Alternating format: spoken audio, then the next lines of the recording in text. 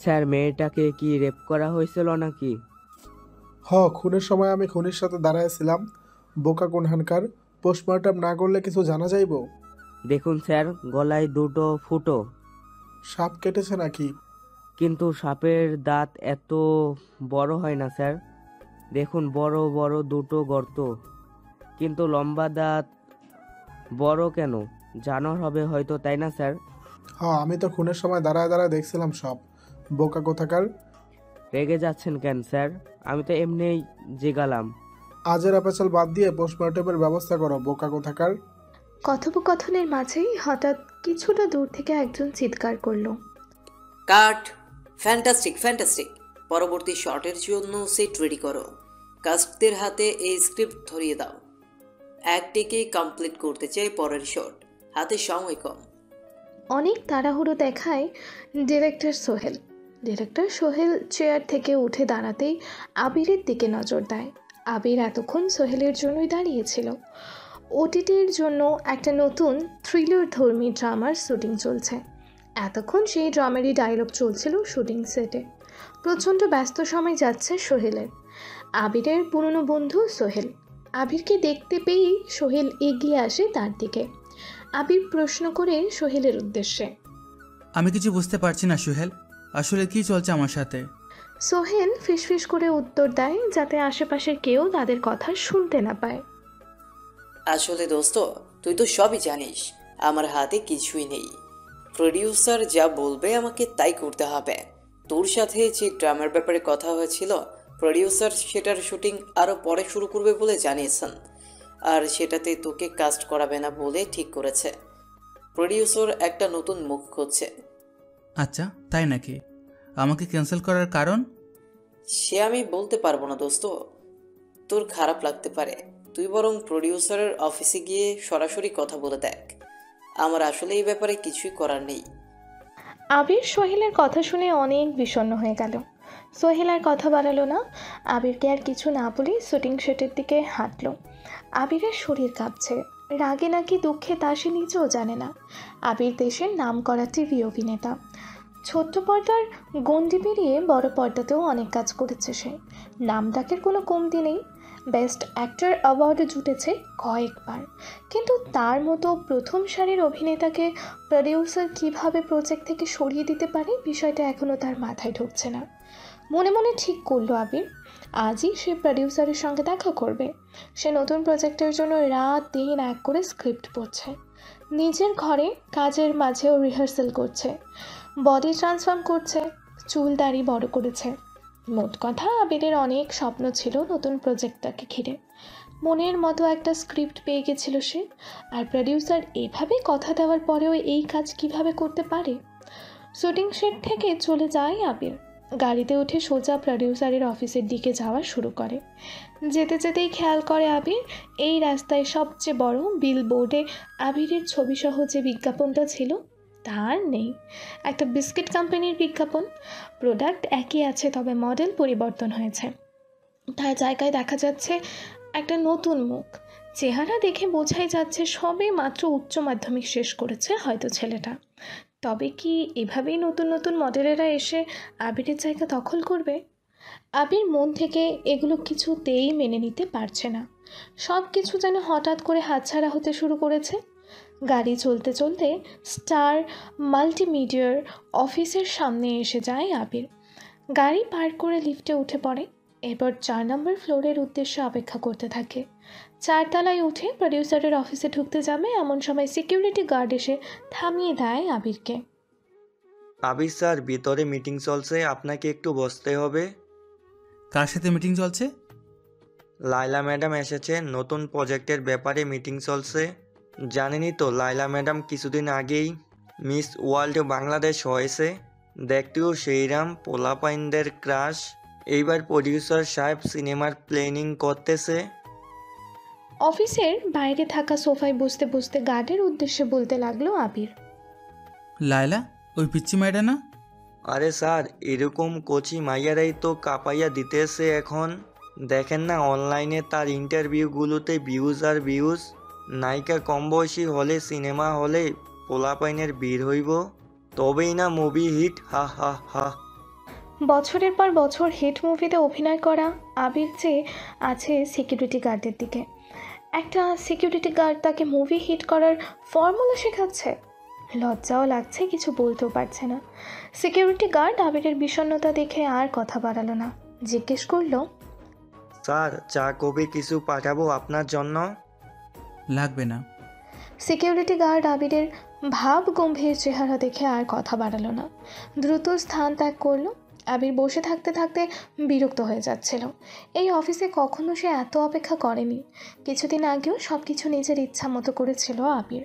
প্রডিউসারকে যা বলতো প্রডিউসার তাই শুনতো। শুধু গত কয়েকটা প্রজেক্ট সেভাবে সফল হয়নি, আর তাতেই এভাবে সব কিছু হাতছাড়া হয়ে যাচ্ছে। নিজের কোনো কমতি বুঝতে পারে না আবির। ঠিক কী কারণে এসব হচ্ছে তার সাথে। তার ভাবনার মাঝেই প্রডিউসারের অফিসের দরজা খুলে যায়, আর হঠাৎ একটা মেয়ে এসে বলে ওঠে, আরে আবির ভাইয়া যে কখন এলেন? ভাবনায় ছেদ ঘটে আবিরের। হতচকিত হয়ে তাকায় সামনে দাঁড়িয়ে থাকা মেয়েটার দিকে। হ্যাঁ, এই মেয়েটাই নতুন মিস ওয়ার্ল্ড। একদম কম বয়সী মেয়ে, দেখতে অনেক সুন্দরী। ছেলেরা প্রেমিকা হিসেবে মনে মনে যেমন মেয়ে চায়, লাইলা একদম সেই রকমই। আবারও প্রশ্ন করে লাইলা, কি ভাইয়া কথা বললেন না যে? আমি কিন্তু আপনার অনেক বড় ফ্যান। আমি তো ভেবেছিলাম আমার প্রথম ফিল্মটা আপনার সাথে হবে, কিন্তু প্রডিউসারটা তো। কোনো ব্যাপার নয়, good wishes for you. Thank you ভাইয়া। মনে হচ্ছে আপনি খুবই ব্যস্ত আছেন। প্রডিউসার স্যারের সঙ্গে নিশ্চয়ই জরুরি কথা আছে। ফ্রি হওয়ার পর আমার সাথে অবশ্যই একবার দেখা করবেন, কিন্তু আমি অটোগ্রাফ নিব আপনার থেকে। আচ্ছা, পরে দেখা হচ্ছে ভাইয়া, বাই। মেয়েটা চলে যেতে থাকে। আবির আর দেরি করে না, সোজা প্রডিউসারের চেম্বারে ঢুকে যায়। প্রডিউসার আবিরকে দেখে কিছুটা ভরকে যায়।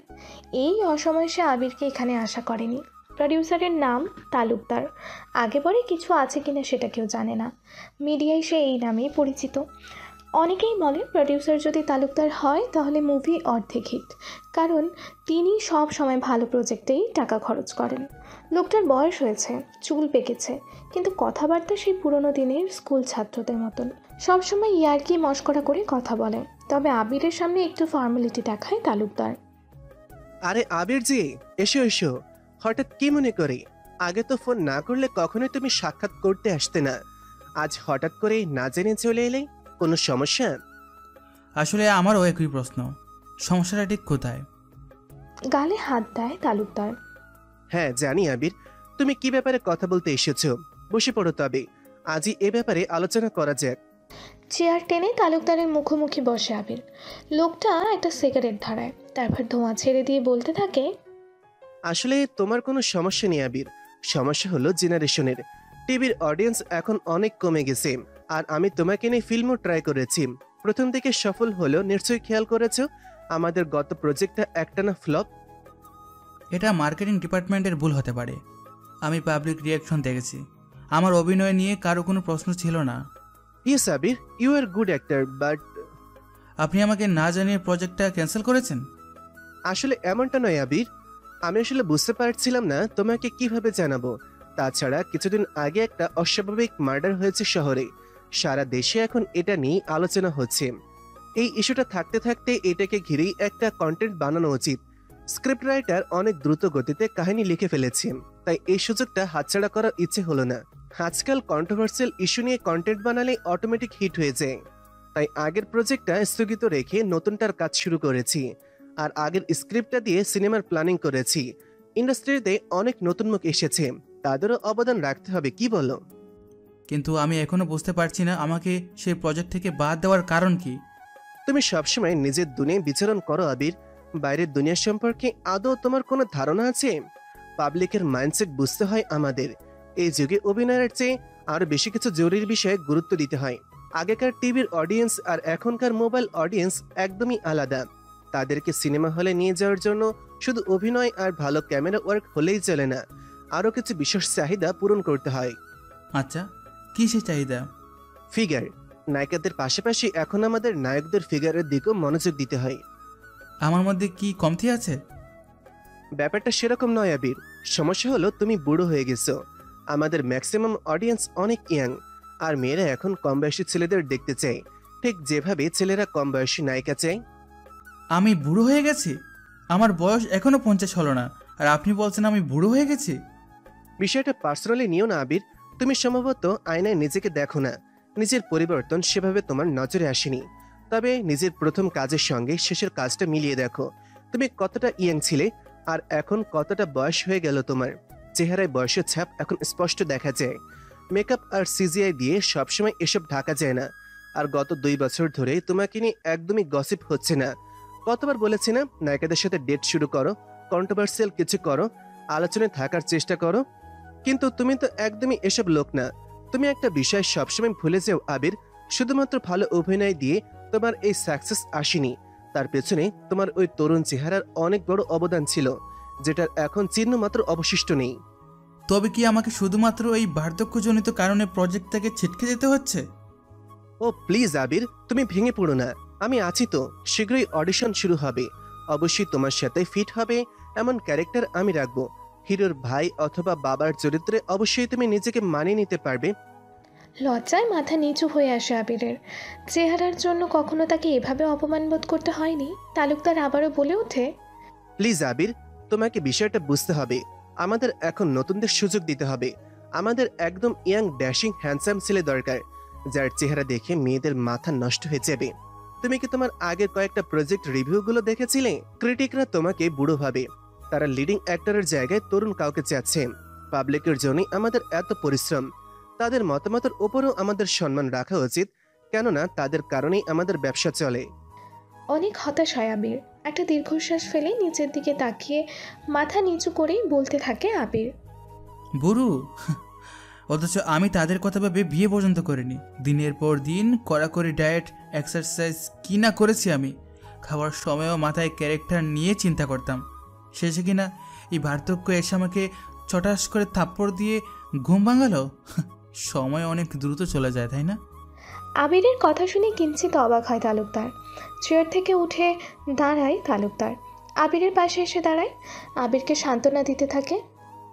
এখানে কারো দোষ নেই আবির, এটাই সময়ের নিয়ম। বয়সকে কখনো ধরে রাখা যায় না। এই যে আমাকেই দেখো না, ইয়াং বয়সে কত মেয়ের সাথে ফুর্তি করেছি।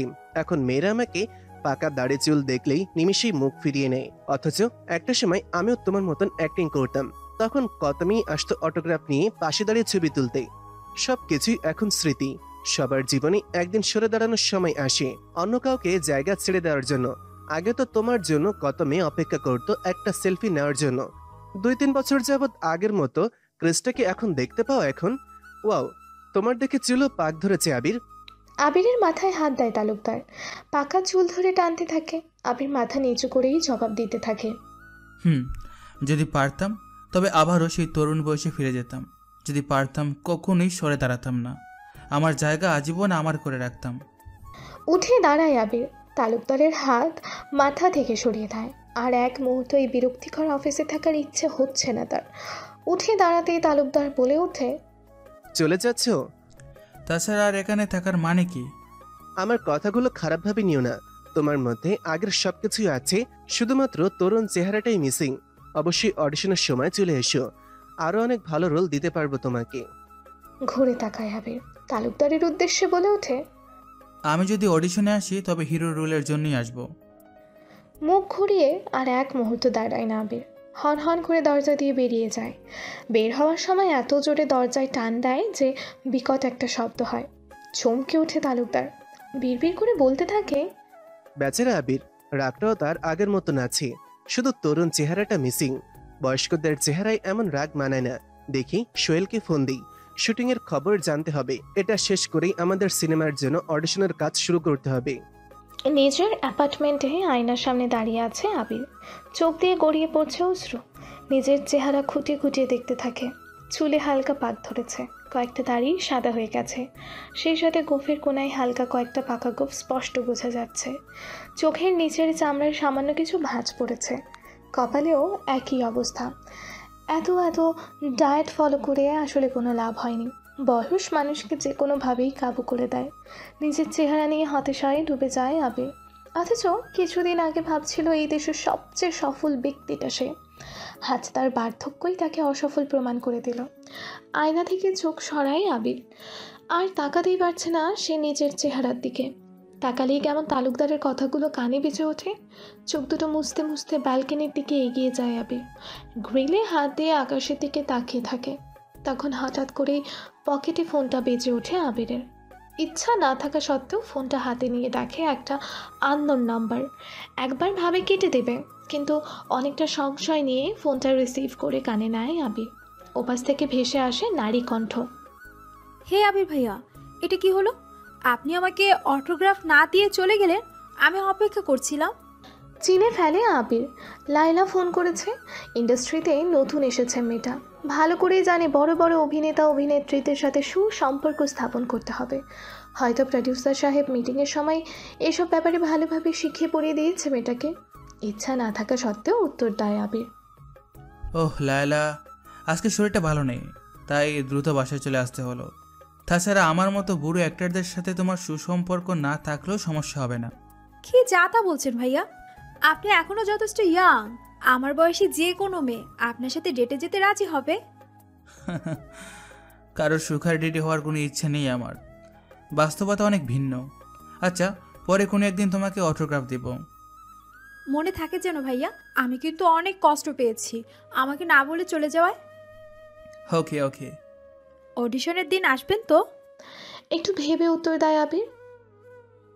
ট্রাই নয় ভাইয়া, আপনি কিন্তু আমার স্বপ্নের নায়ক। অনেক আগে থেকে আপনার কাজ দেখি, খুব করে চাচ্ছি আমার প্রথম মুভিতে যেন আপনিই থাকেন, সেটা হিরোর রোল হোক বা না হোক। আবারও বিষণ্ণ হয়ে যায় আবির, কিছু বলতে পারে না। আর আবারও কথা বলে লাইলা। আচ্ছা ভাইয়া, আজ রাখছি। অডিশনে না আসলে কিন্তু আমি রাগ করব বলে রাখলাম। বাই। ফোন কেটে দেয় লাইলা। আবির ফোন পকেটে রেখে ভাবতে থাকে, নক্ষত্রেরও নাকি একদিন পতন হতে হয়।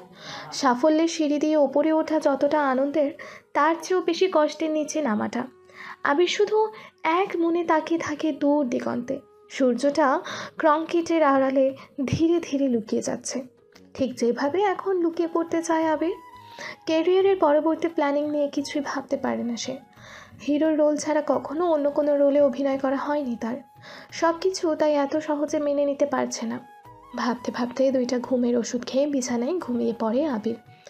মাথা ভর্তি দুশ্চিন্তা আর অবসাদ নিয়ে জেগে থাকা কষ্টকর হয়ে গেছে তার জন্য। মাঝরাতে ব্যালকনির দরজায় হঠাৎ খট করে একটা শব্দ হতেই ঘুম ভেঙে যায় আবিরের। চমকে ওঠে সে। তড়িঘড়ি করে বিছানা থেকে উঠে রুমের লাইটটা অন করে চারপাশে তাকায়। ব্যালকনির দরজাটা খোলা, সম্ভবত বাতাসের কারণে শব্দ করেছে।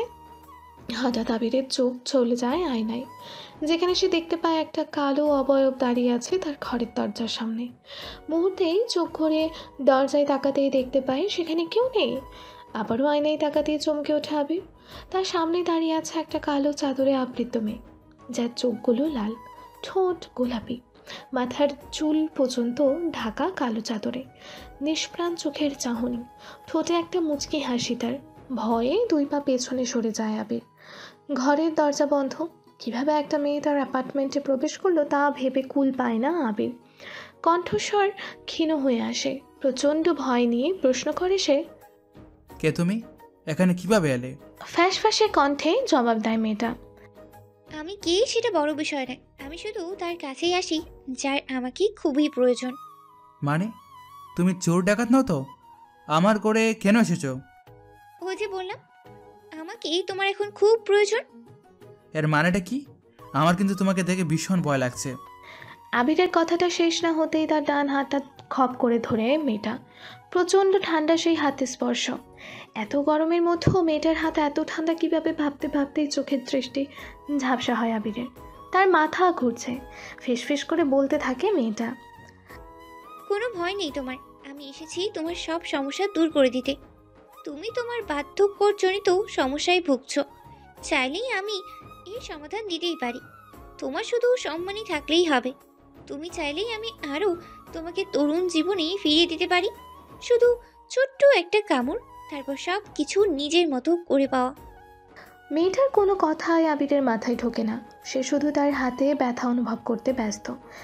মেয়েটা এত জোরে তার হাত চেপে ধরে আছে যে তার নখের আঁচড় পর্যন্ত ব্যথা দিচ্ছে।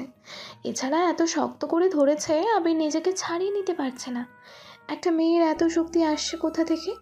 চোখ বন্ধ করে ব্যথায় কাতরাতে কাতরাতে বলতে থাকে আবির। কামড় মানে? মাথা খারাপ নাকি তোমার? প্লিজ, যেই হোক, যা ইচ্ছা হয় নিয়ে যাও, আমাকে ছেড়ে দাও। খিলখিল করে হেসে ওঠে মেয়েটা। আমি কিচ্ছু নিতে আসিনি, দিতেই এসেছি। ঠিক আছে, ঘুমিয়ে যাও। তবে যদি সমাধানের প্রয়োজন হয় তবে আমাকেই শুধু স্মরণ করলেই হবে। আমি যথাসময়ে হাজির হয়ে যাব তোমার সামনে। হাজির হবে মানে? আমার সাথে তোমার কি কাজ? আসলে তুমি নিজেও জানো না তুমি কতটা আকর্ষণীয়। তোমার সাথে আমার ভালোই জমবে। এবার নিশ্চিন্তে ঘুমিয়ে পড়ো। হাত ধরে একটা ঝটকা টান দেয় মেয়েটা। বিছানায় আছড়ে পড়ে আবির। অতুল ঘুমের সমুদ্রে তলিয়ে যায় সে। ঘুম ভাঙে সূর্য ওঠার অনেক পরে।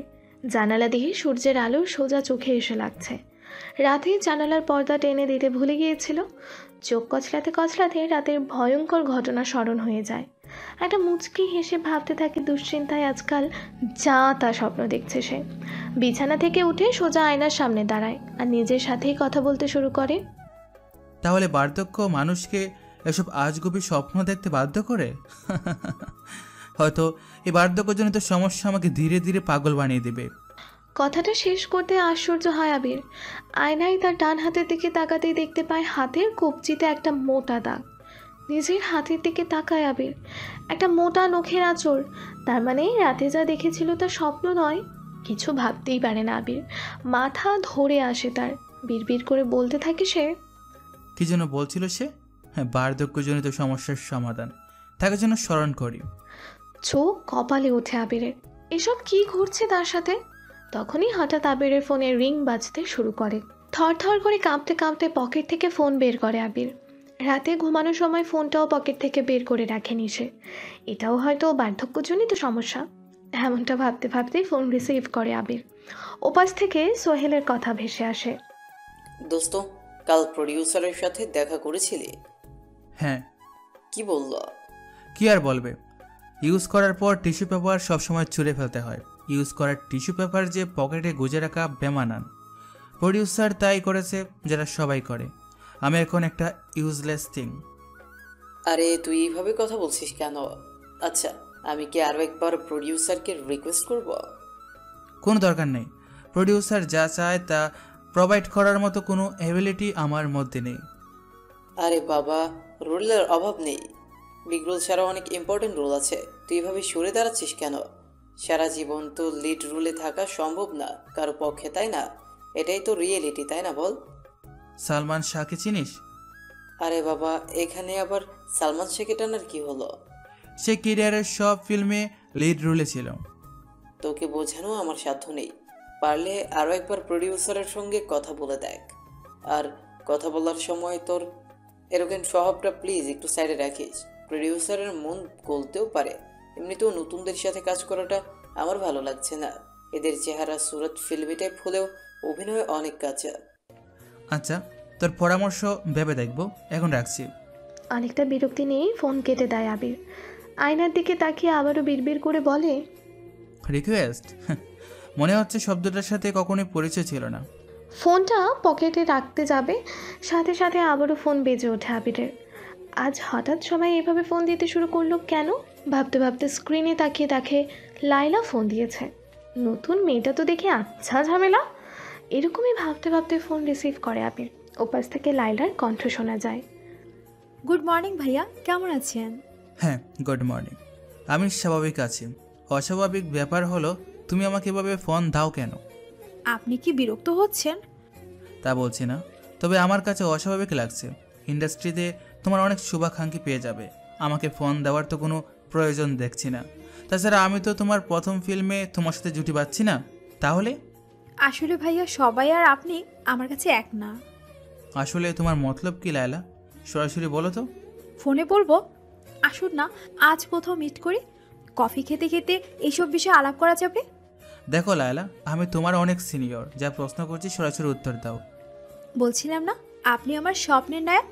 আপনার কাজ দেখে দেখে মোটিভেট হয়েছিলাম আমি। আপনাকে দেখে দেখে মনে নায়িকা হওয়ার বাসনা জেগেছিল।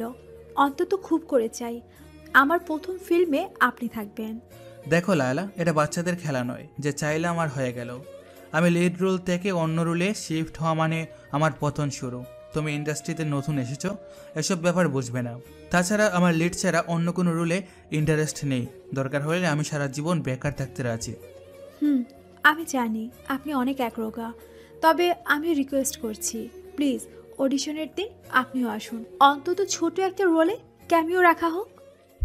Not interested. রেগে যায় লায়লা। এমনভাবে অধিকার খাটের মেয়েটা যেন আবিরের সাথে তার লম্বা পরিচয়। আবির অবাক হয় আর ভাবে লায়লা কেন তাকে এভাবে রিকোয়েস্ট করছে।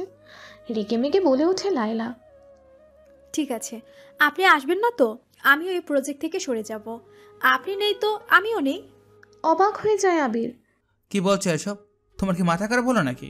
তোমার কত স্বপ্ন, কত সাধনা, এ অবধি আসার জন্য তুমি কতজনের সাথে প্রতিযোগিতা করেছো, আর এভাবেই তা। হয়েছে ভাইয়া, আমার যা বলার আমি বলে দিয়েছি। এখন দেখা যাক জুনিয়রদের প্রতি আপনার কতটা দায়িত্ববোধ। বাই। আরে আজব তো, এখানে দায়িত্ববোধ কোথা থেকে এলো? কথাটা শুনতে পায় না লায়লা, তার আগেই ফোন কেটে দিয়েছে মেয়েটা। আশ্চর্য হয়ে মাথা চুলকায় আবির। ফোনটা বিছানার উপর ছুঁড়ে ফেলে দুশ্চিন্তায় মগ্ন হয়ে যায়। অস্থিরতা কাজ করে মনে। ব্যালকনিতে গিয়ে দাঁড়ায় সে। না খাওয়া নেই, দুপুর পর্যন্ত ভাবতে থাকে আবির। মাথায় একের পর এক সবার কথাগুলো বাজতে থাকে। প্রডিউসারের কথা, সোহেলের কথা, লাইলার কথা। কি করবে বুঝতেই পারে না আবির। তার কী করা উচিত সেটাও মাথায় আসছে না। একটা পার্সোনাল অ্যাসিস্ট্যান্টের অভাব বোধ করতে লাগে। কেউ একজন থাকলে তার সাথে পরামর্শ করা যেত। 7-5 ভাবতে ভাবতে ফ্রিজ খোলে আবির। একটা আপেল বের করে কামড় দিতে থাকে। আবারও মনে পড়ে যায় রাতের অস্বাভাবিক ঘটনার কথা। রাতের সেই অস্বাভাবিক মেয়েটা যে তার হাতের কবজিতে ক্ষত করে দিয়েছে। সে বলেছিল আবিরের এই বার্ধক্যজনিত সমস্যা দূর করতে পারবে সে, শুধু আবির তাকে সম্মতি দিলেই হয়ে যাবে। কিন্তু সে কি আবারও আসবে আবিরের কাছে? ভাবে আর আপেলে একের পর এক কামড় দিতে থাকে আবির, আর দেখতে থাকে হাতের ক্ষত চিহ্নটার দিকে। হঠাৎই তার মাথায় নতুন একটা চিন্তা চলে আসে। আপেল কামড়টা থামিয়ে দেয় আবির। বিছানা থেকে দ্রুত গতিতে ফোনটা হাতে নিয়ে ডায়াল করে তালুকদারের নম্বরে। ওপাশ থেকে রিসিভ করে তালুকদার। আরে আবির যে, বলো কি অবস্থা তোমার? অডিশন কবে? অডিশন? ও হ্যাঁ, নতুন ফিল্মটার কথা বলছো তো? এই তো 1 সপ্তাহ পরেই। তুমি কি ইন্টারেস্টেড? আপনি যেন আমার ব্যাপারে কাল কি কমেন্ট করলেন, কি একটা যেন বলেছিলেন আমার চেহারা কি যেন একটা নেই। তারুণ্য, সে 20 বছর যুবক চেহারা, সেই এনার্জেটিক ভাইব। তবে যদি সেই তারুণ্য আবার আমার চেহারায় ফিরে আসে, যদি আমি আবারও সেই 20 বছরের যুবকের চেহারায় ফিরে যাই, তবে? আবিরের কথা শুনে অবাক হয়ে বলতে থাকে তালুকদার, ও মাই গড আবির, তুমি কি ড্রিঙ্কস করছো? এসব আজগুবি কথা কেন বলছো? জাস্ট আনসার মি, যদি আমার চেহারা একদম আগের মতো হয় তবে? ঠিক আছে, অডিশনে আসো আগে, তারপর দেখা যাবে। না, আমি এক্ষুনি জানতে চাই। আপনাকে কথা দিতে হবে। আমি জানি তুমি কি শুনতে চাচ্ছ আবির, কিন্তু এটা কিভাবে সম্ভব? তুমি অতিরিক্ত ড্রিঙ্ক করা ছাড়ো আর একটু স্বাভাবিক হও। আপনাকে কথাটা আগে বলতে হবে। ওকে ওকে, আগের চেহারায় ফিরতে পারলে তুমিই হিরো, কোনো অডিশনের দরকার হবে না। Thank you. আমি আগের চেহারায় ফিরবো, কথা দিলাম। আর আমার বিশ্বাস আপনিও আপনার কথা রাখবেন। দেখা হবে 1 সপ্তাহ পর। বাই। ফোন কেটে যেতেই ভাবতে থাকে তালুকদার। তারপর একা একাই অফিসের চেয়ারে বসে বিড়বিড় করে কথা বলে। আবির ছেলেটা ড্রিঙ্কস করা শুরু করে দিয়েছে। আরে বাবা, বয়স বাড়লে তো আর হিরো হওয়া যায় না, এই সহজ বিষয়টা মেনে নিতে হয়। যত সব, আমিও হিরোর রোল করেছি, এরপরে তো হিরোর ভাইয়ের রোল, বাবার রোলও করেছি, তাই না? যত সব। এদিকে আবির ব্যালকনিতে দাঁড়িয়ে ভাবতে থাকে, হাতের ক্ষতটার দিকে তাকিয়ে আর রাতের ঘটনাটা চিন্তা করতে থাকে। ভাবতে থাকে কালো চাদরে আবৃত মেয়েটার কথা। তারপর হঠাৎই বিড়বিড় করে বলতে থাকে আবির, এখন তুমি আমার শেষ ভরসা। সারাদিন বাসা থেকে বের হয় না আবির। দুপুর গড়িয়ে বিকেল হয়, সূর্যাস্ত দেখতে দেখতে দিনের শেষ হয়। আবির ব্যালকনিতেই বসে থাকে ঘন্টার পর ঘন্টা। পুরনো দিনের স্মৃতিগুলো ভেসে ওঠে আবিরের মনে। সেই স্মৃতি যেদিন সে প্রথম অডিশনে গিয়েছিল, ডিরেক্টর প্রডিউসার তাকে প্রথম দেখেই তার চেহারার প্রশংসায় ব্যস্ত হয়ে গিয়েছিল। এরপর অডিশনে ফাটিয়ে অভিনয় করলো আবির। প্রথম দিনে নির্বাচিত হয়ে গেল সে। ভাগ্যের চাকা ঘুরলো সেদিন থেকেই। এরপর তরতর করে ওপরে ওঠা শুরু। মুচকি হাসে আবির, আবারও মুহূর্তেই বিষণ্ণতা ঘিরে ধরে। তরতর করে ওঠা অনেক আনন্দের, সেটা উপভোগ করতে অনেক ভালো লাগে, কিন্তু পতন হবার সময় তার ধূপ করে হয়ে যায়। খুব বেশি সময় লাগে না, আচমকা আকাশে বিদ্যুৎ চমকায়। ভাবনায় ছেদ ঘটে আবিরের, চমকে ওঠে, আকাশের দিকে তাকায় সে। রাত হয়ে গেছে, আকাশে থালার মতো বড় চাঁদ, সাথে অসংখ্য তারকারাজির মেলা। বিদ্যুৎ চমকালো, এমন কোনো কালো মেঘের আভাস সে পেল না আকাশের একটা কোণাতেও। হঠাৎই দমকা হাওয়া বইতে লাগলো আবিরের ব্যালকনি বরাবর। আবির বুঝতে পারলো বাতাসটা শুধু তার ঘরের দিকেই বইছে। বাতাসের ঝাপটায় আবির ছটপট করে দরজা ভিড়িয়ে ঘরে প্রবেশ করলো, আর সঙ্গে সঙ্গে বুঝতে পারলো ঘরে দ্বিতীয় কোনো ব্যক্তি আছে। বুঝে গেল আবির, কাল রাতের সেই মেয়েটাই নিশ্চয়ই। ঠোঁটের কোণায় একটা মুচকি হাসি আবিরের, বলে উঠল মেয়েটার উদ্দেশ্যে, খুবই অস্বাভাবিক। তবে তুমি কি অদৃশ্য জগতের কেউ? এভাবে আবদ্ধ করে কোন কুদরতি শক্তির মহিমায় প্রবেশ করতে পারো?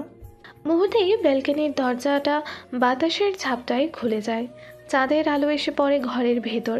সেই আলোতে দেখা যায় কালো চাদরে আবৃত মেয়েটার অবয়ব। কথা বলতে শুরু করে মেয়েটা। আমি জানতাম তুমি আমাকে স্মরণ করবে, তাই তো আজ খুব তাড়াতাড়ি চলে এসেছি। তবে কি আমি ধরে নিতে পারি তুমি আমার সেই ছোট্ট কামটি সহ্য করার জন্য প্রস্তুতি নিয়েছো? তোমার কাণ্ডকীর্তি দেখেই বোঝা যায় অনেক ম্যাজিক্যাল পাওয়ার আছে তোমার ভিতরে। তবে আর দেরি কেন? তুমি বলেছিলে আমার বার্ধক্যজনিত সমস্যা দূর করবে। আমি পুরোপুরি প্রস্তুত। দেখাও তোমার জাদুশক্তির ক্ষমতা। ঠিক যেমনটাও ভেবেছিলাম, পুরুষেরা খুবই লোভী এবং বোকা স্বভাবের হয়। মানে তুমি বলেছিলে আমি সম্মতি দিলেই তুমি তা করবে? হ্যাঁ, আমি করব, তবে সেটা এতটাও সহজ করে দেখো না। এর জন্য চড়া মূল্য চুকানোর প্রয়োজন হতে পারে। তাই আমি চাই তুমি সব কিছু বুঝে শুনে সিদ্ধান্ত নাও, কেননা এরপর আর পিছনে ফেরার কোনো রাস্তাই থাকবে না। আমি সামনে অগ্রসর হতে চাই, এখানে পিছনে ফেরার প্রয়োজন হবে কেন? মনে হচ্ছে তোমার আর তরই সইছে না। তবে তোমাকে একটু অপেক্ষা করতে হবে। সব নিয়ম কানুন মনোযোগ দিয়ে শুনতে হবে, বুঝতে হবে। তারপর তোমাকে সিদ্ধান্ত নিতে হবে, আর তারপরই আমি আমার জাদু শক্তি প্রয়োগ করব। নিয়ম কানুন? ওসব আমাকে শেখাতে হবে না। লোককে বোঝাতে আমি অনেক কড়া করে নিয়ম কানুন পালন করেছি বহুবার। একটানা 6 ঘন্টা করে জিম কাটিয়েছি, কড়া করে ডায়েট ফলো করেছি, পছন্দের খাবার অ্যাভয়েড করেছি। এসব তো আমার কাছে খেলার মতো। এটা তোমার কোনো প্রফেশনাল কাজের ব্যাপারে নয়। তোমাকে আগে বুঝতে হবে আমি জাদু শক্তি প্রয়োগের পর তোমার স্বাভাবিক জীবন আর স্বাভাবিক থাকবে না। তোমাকে অন্য রকম উপায়ে জীবন কাটাতে হবে। তুমি ফিরে পেয়ে যাবে তোমার হারানো যৌবন, সেই সাথে চুকাতে হবে চড়া মূল্য। আচ্ছা, কি সেই মূল্য? তুমি এক পূর্ণিমায় তরুণ হয়ে যাবে, আর পরের পূর্ণিমায় আবার এরকম বার্ধক্যে চলে আসবে। এইভাবেই প্রতি পূর্ণিমায় তোমার শরীরের পরিবর্তন সম্পূর্ণ হবে। হোয়াট? এরকম কেন? এরকমই। এটা মানতে পারবে কিনাও ভেবে দেখো। ভাবতে থাকে আবির, কিছু বলে না সে। জিজ্ঞেস করে মেয়েটা, কি হলো, পারবে না? তাহলে দরকার নেই, কারণ এটা করলে আরো অনেক কিছুই তোমার সাথে ঘটতে পারে যা তোমার পছন্দই হবে না। আবিরের মনে পড়ে যায় তালুকদারের কথা। বড় মুখ করে বলেছিল সে অডিশনে আসবে, একদম আগের চেহারায়। বকুচিয়ে বলে আবির, আমি পারবো। আগের চেহারা ফিরে পাওয়ার জন্য আমি সব পারবো। তাহলে তো হলোই, তবে আরও 2টি নিয়ম আছে। আরও নিয়ম? কি সেগুলো? তুমি মানুষের মতো স্বাভাবিক খাবার খেতেই পারবে না, এমনকি তোমার ক্ষুধাও লাগবে না। তবে সমস্যা হলো প্রতি পূর্ণিমায় তোমার শরীরের বিবর্তন হওয়ার কারণেই শরীরের ওপর অনেক ধকল যাবে এবং অনেক দুর্বলতা দেখা যাবে। আর নতুন শরীরের এই দুর্বলতা দূর করার একটাই উপায়। আচ্ছা, কি উপায়?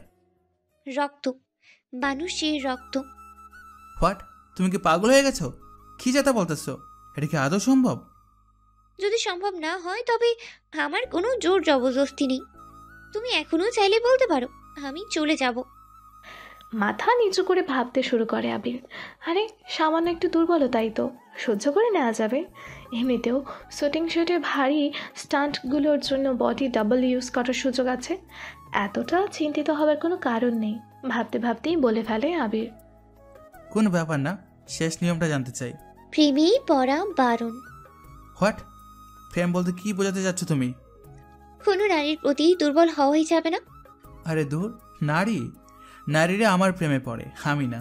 তাছাড়া আমি আমার কেরিয়ারের প্রেমে আসক্ত, এজন্য বিয়ে পর্যন্ত করিনি। প্রেম করলে কবেই না বিয়ে করে সংসার হয়ে যেত আমার। আরও একবার ভেবে নাও, কেননা আমার প্রথম কামটা সহ্য করার পর তোমার মনে নারীর প্রতি অস্বাভাবিক প্রেম জেগে উঠতে পারে। যা তা বকো না তো। প্রেম আর আমি আজগুবি বাচ্চা। দেখো, আমি তোমার 3টে নিয়মই মানতে পারবো। এখন আমার উপর জাদুশক্তি প্রয়োগ করো। আজ নয়, আমি কাল আসবো। নিয়ম অনুযায়ী পূর্ণিমা রাতেই এটা করতে হবে। আর সৌভাগ্যবশত কালই পূর্ণিমা।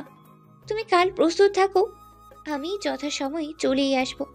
যেহেতু কাল থেকে তুমি আর স্বাভাবিক মানুষের মতো খেতে পারবে না, সেহেতু ভালো করে যা মন চাই খেয়েই নাও। ও আচ্ছা, মনে হচ্ছে দরজার পরীক্ষা নিচ্ছ। ঠিক আছে, আমি কাল পর্যন্ত অপেক্ষা করব, কিন্তু যাওয়ার আগে অন্তত তোমার নামটা তো বলে যাও। তোমাকে অন্ধের মতো বিশ্বাস করেছি আমি, আর এইসব জাদুশক্তির প্রভাবে আমি মারা যাব না তো? না, মারা যাবে না। যদি না তোমার মরার ইচ্ছে হয়, তুমি চাইলে আমৃত্যু হাসিল করতেই পারবে। আর আমার নাম হলো মারিয়া। তোমাদের মতো আমি সাথে করে আইডি কার্ড নিয়ে ঘুরি না। এসব গাল গল্প না করে কোনো খালেই বিশ্বাস করতাম না আমি। তবে আমি বিশ্বাস করতে বাধ্য হয়েছি তুমি ম্যাজিক্যাল কিছু অবশ্যই জানো। আজ পর্যন্ত এই বিল্ডিংয়ে কোনো বহিরাগত প্রবেশ করতে পারেনি, অথচ তুমি আমার আবদ্ধ ঘর পর্যন্ত এসে গেছো। ক্ষমতা তো তোমার মধ্যে আছে, কিন্তু খটকা লাগছে আমাকেই কেন বেছে নিলে? কারণ আমাকেই তোমার প্রয়োজন ছিল। নিজের ফায়দা ছাড়া কেউ কোনো কিছু করে না। আন্দাজ ঠিকই করেছো। আমার ফায়দার ব্যাপারটা না হয় কালকেই জেনে নিও। মুহূর্তেই ঘর থেকে চাঁদের আলো নিভে যায়, অদৃশ্য হয়ে যায় মেয়েটা। সেই সাথে আবারও একটা দমকা হাওয়া। আবির এগিয়ে যায় ব্যালকনির দিকে। আকাশের চাঁদটা কালো মেঘে ঢেকে গেছে, অথচ একটু আগেও আকাশ অনেক পরিষ্কার ছিল। ঘরে এসে বিছানায় শুয়ে পড়ে আবির। আগামীকাল কি হবে তা চিন্তা করতে করতে আবিরের ঘুম আসে না। সত্যি কি সে আগের মতো হয়ে যেতে পারবে? সেই তরুণ চেহারা ফিরে আসবে? মাঝে মাঝে সব কিছু অবিশ্বাস্য লাগে আবিরের কাছে। আবার মুহূর্তেই চিন্তা করে, তরুণ হয়ে গেলে কেমন হয়ে যাবে সব কিছু। আবার সবাই তাকে হিরো দেখার জন্য পাগল হয়ে যাবে, সবাই অটোগ্রাফের জন্য লাইন দেবে। এইসব ভাবতে ভাবতে থাকে আবির। ভাবতে ভাবতে কখন ঘুমিয়ে পড়ে টেরই পায় না। ঘুম ভেঙে যায় অনেক বেলা হয়ে। আবারও সেই সূর্যের আলো চোখে এসে লাগে আবিরের। বিরক্ত হয়ে বিছানা থেকে ওঠে আবির। ফোনটা হাতে নিয়ে সোজা বেসিনের দিকে গিয়ে দাঁত ব্রাশ করতে থাকে। রাতের ঘটনা মনে পড়ে তার। কি যেন বলেছিল মেয়েটা, ক্ষুধা লাগবে না, স্বাভাবিক মানুষের মতো খেতে পারবো না। ভাবতে ভাবতে লাইলার নাম্বারটা বের করে আবির। আগ পিছে না ভেবে ফোন দেয় সেই নাম্বারে। ওপাশ থেকে সঙ্গে সঙ্গে রিসিভ করে লাইলা। আরে ভাইয়া, আপনি আপনি সত্যি আমাকে কল করেছেন? আমার তো বিশ্বাসই হচ্ছে না। লাইলার কথায় খুব উচ্ছ্বাস লক্ষ্য করে আবির। তাকে আরও অবাক করে বলতে শুরু করে, খুব ক্ষুধা লেগেছে, ফ্রি থাকলে আসো না, কোনো রেস্টুরেন্টে খেতে খেতে গল্প করা যাবে। খুশিতে পাগল হয়ে যায় লাইলা। প্রডিউসার তার অফিসে ডেকেছিল, কিন্তু সবার আগে আপনি কোথায় আসবো বলুন? টেবিলের সামনে খাবার সাজিয়ে মুখোমুখি বসে আছে আবির আর লাইলা। আবির তাকিয়ে আছে লাইলার দিকে, লাইলা তাকিয়ে আছে আবিরের দিকে। খাবার ঠান্ডা হয়ে যাওয়ার উপক্রম, সেদিকে কারো নজর নেই। মনে মনে ভাবতে থাকে আবির, মেয়েটা তার দিকে এভাবে তাকাচ্ছে কেন? চেহারায় যে বয়সের ছাপ পড়েছে সেসব কি খুঁটিয়ে খুঁটিয়ে দেখছে? গলা খাকারি দিয়ে কথা বলে আবির। মনটা ভালো লাগছিল না, তাই তোমাকে ডাকা। আজকাল কারোর সাথে আড্ডা দিতেও ভালো লাগে না।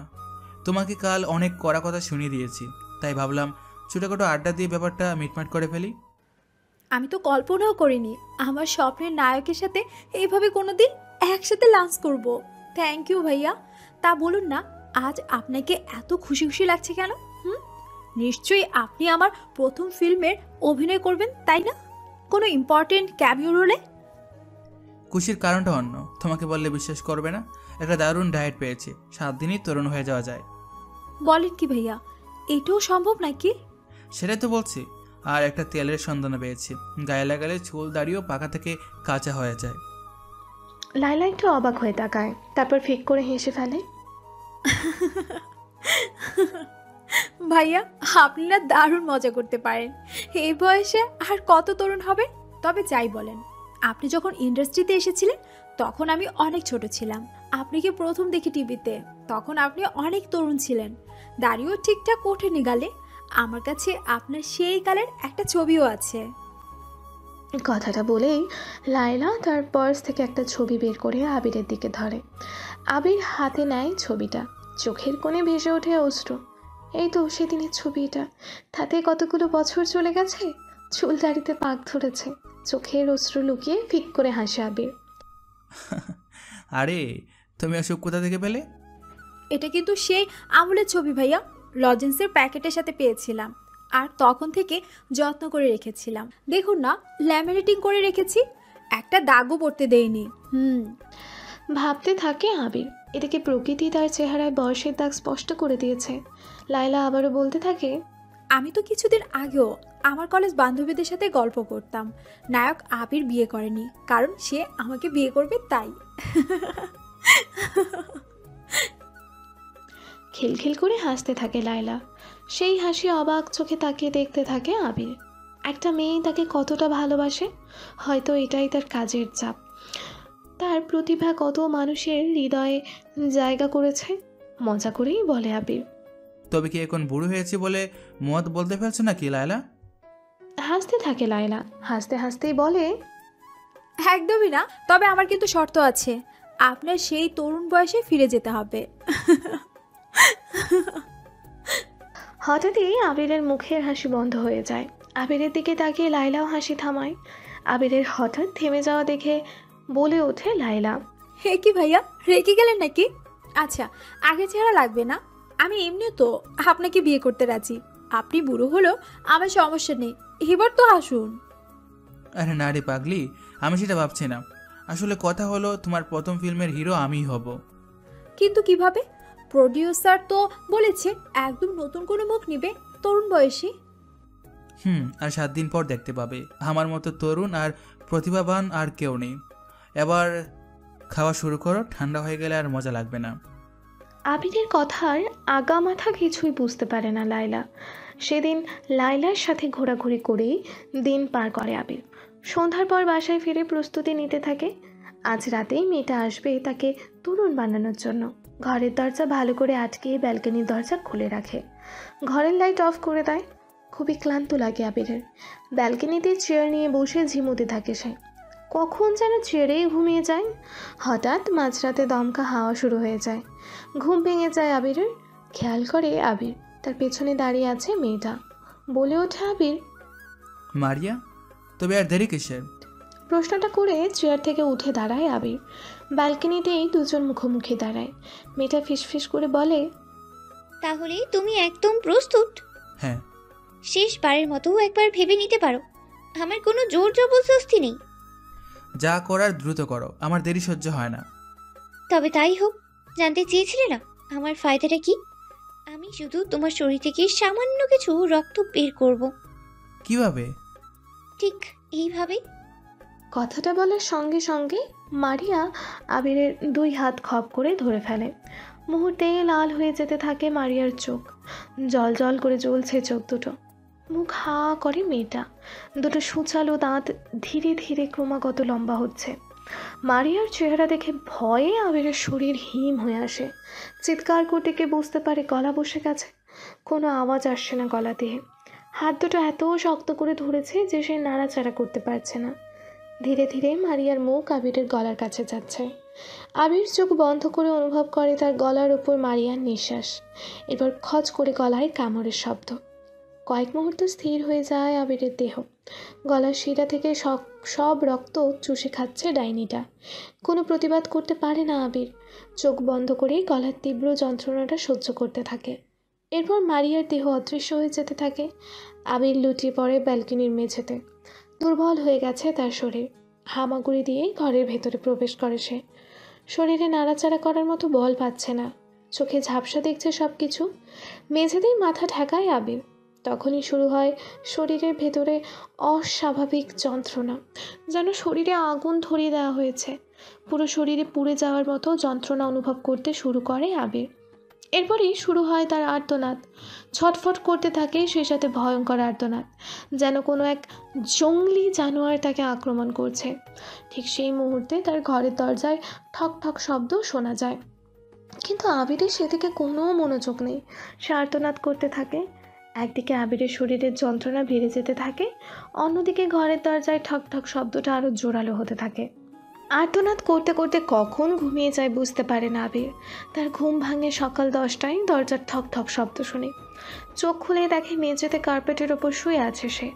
মাথাটা প্রচণ্ড ব্যথা করছে। ওদিকে ঠক ঠক শব্দটা আরও জোরালো হচ্ছে। বিরক্তি নিয়ে মেঝে থেকে উঠে দাঁড়ায় আবির। শরীরের পোশাক আশাক দেখে নেয় এক নজর। মাথার চুলগুলো হাত দিয়ে একটু নেড়ে চেড়ে ঠিক করে নিয়ে দরজার দিকে এগিয়ে যায়। দরজা খুলতেই দেখতে পায় পাশের অ্যাপার্টমেন্টের মেয়েটা দাঁড়িয়ে আছে। মেয়েটা মডেল, গত মাসে এই বাসায় উঠেছে, বিজ্ঞাপনে কাজ করে। আবিরকে দেখে মেয়েটা মুচকি হেসে কথা বলে। আবির ভাইয়া কেমন আছেন? ভালো। কোনো দরকার? না, তেমন কিছু না। আসলে আমি আপনার অনেক বড় ফ্যান, আর যেহেতু আমরা এই প্রতিবেশী তাই ভাবলাম একবার দেখা করে। তোমার সাথে তো গত মাসে দেখা হয়েছে, অটোগ্রাফও দিয়েছিলাম সম্ভবত। বাহ, ভাইয়া দেখে মনে আছে। বলুন তো আমার নাম কি? নাম মনে করতে পারে না আবির। মানুষের নাম মনে রাখা আবিরের কাছে অনেক কঠিন একটা কাজ। তারপরও মেয়েটার উদ্দেশ্যে বলতে থাকে, আরে কি যেন নামটা, মানে হ্যাঁ জানি, মনে নেই। আমি রোজ। হ্যাঁ, এটাই বলতে চাচ্ছিলাম। এর জন্য তো চারপাশে এত সুগন্ধি পাচ্ছি। লজ্জায় লাল হয়ে যায় মেয়েটা। ভাইয়া আপনিও না ভারী মজা করতে পারেন। আর কিছু বলবে?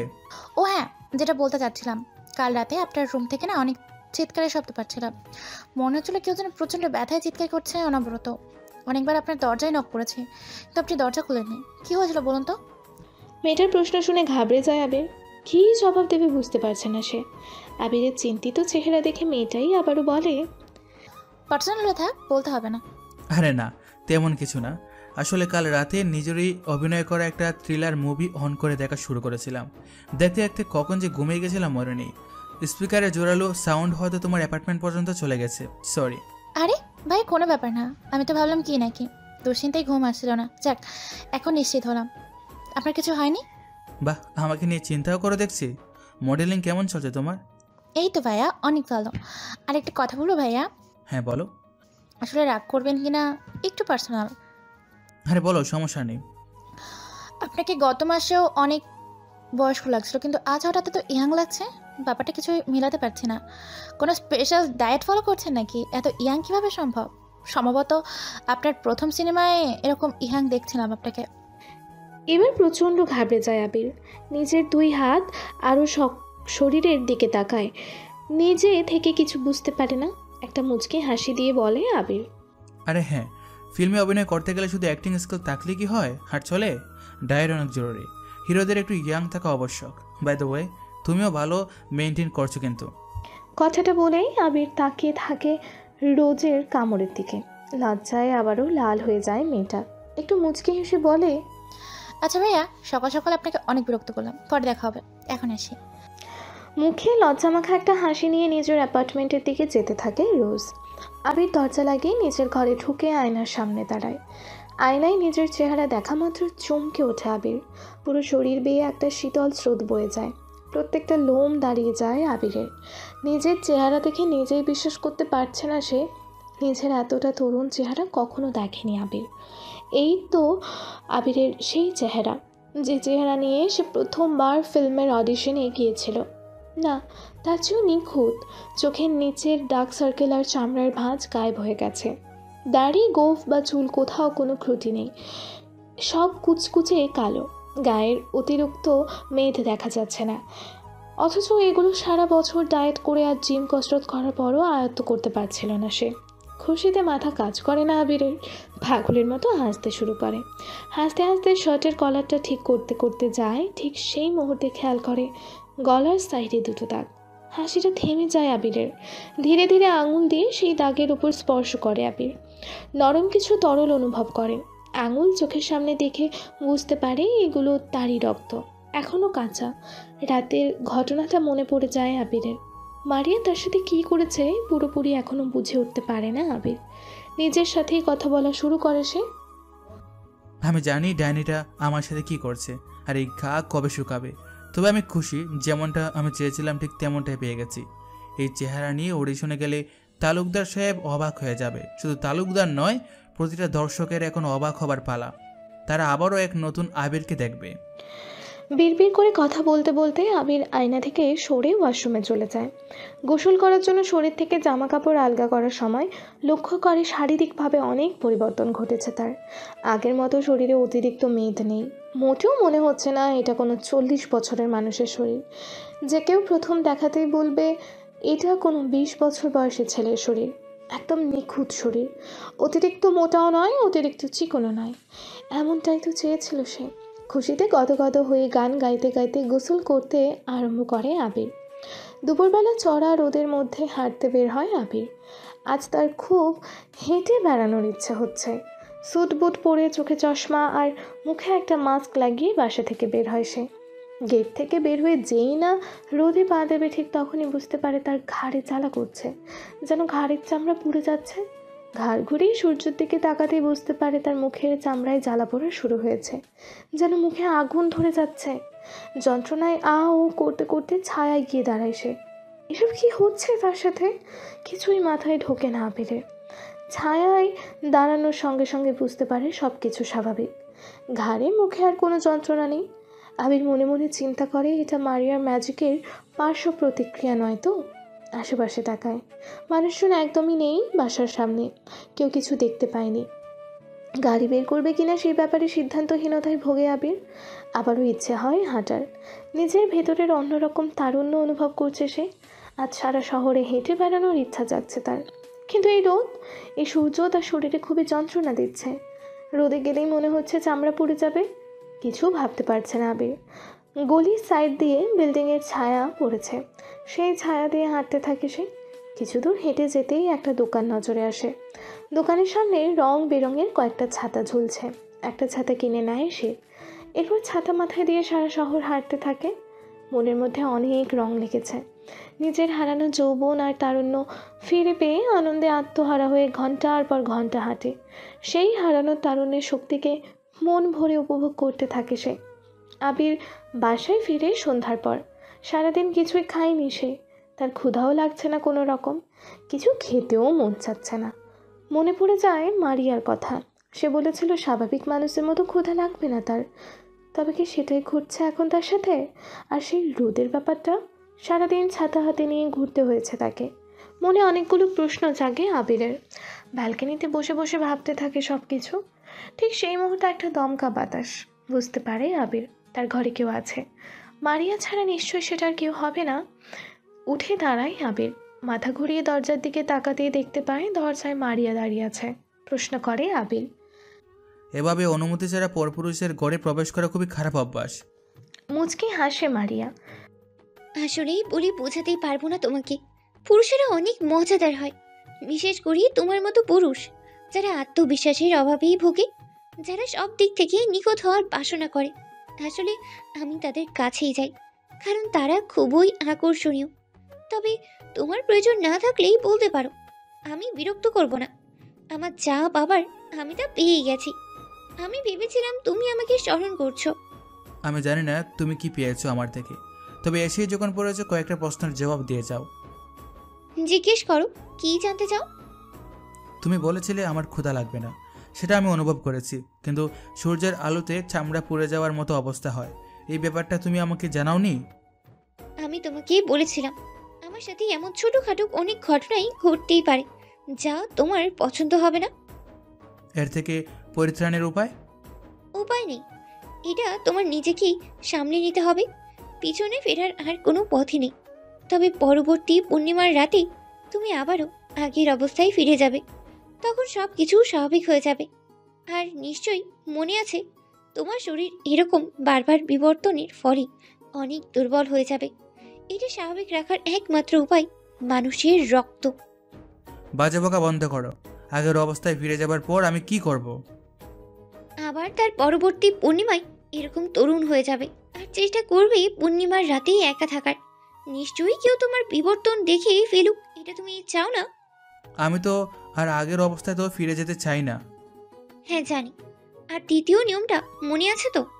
কখনো কোনো নারীর প্রেমে পড়ো না, তাহলে কিন্তু তোমার এই তারুণ্য ধরে রাখতে পারবে না। হ্যাঁ হ্যাঁ, মনে আছে। প্রেম আর আমি অবিশ্বাস্য। আমার প্রেম কাহিনী সিনেমার পর্দাতে সীমাবদ্ধ। তাহলে তো তোমার জন্য সব কিছুই সহজ হয়ে গেল।